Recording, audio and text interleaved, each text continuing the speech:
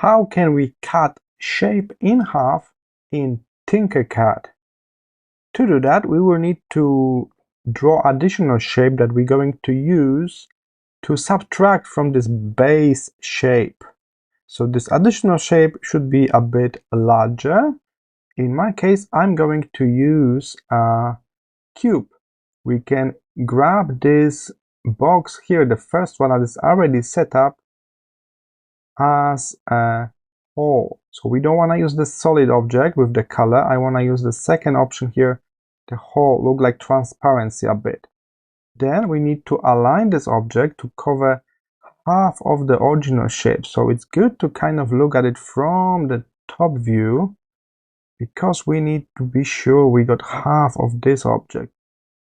To make this process easier, we can grab a ruler tool from the left, zoom in a bit, and we can snap it here to the center, just like that. And then when you move your other shape, you know exactly where the center is.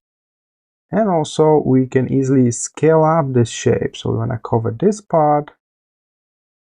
And now we can kind of scale it up all the way through. Scale it down to that side.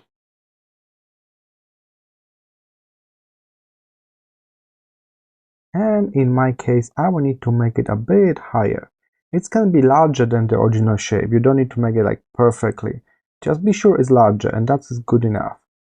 Alright, now we simply need to select both and group them together. And here it is, we got only half of the shape. So we use one larger shape to cut another shape in half. Keep in mind, this larger shape needs to be set up as the whole, as this transparency, not as the solid color. I hope this short tutorial was helpful, and I will see you in the next one.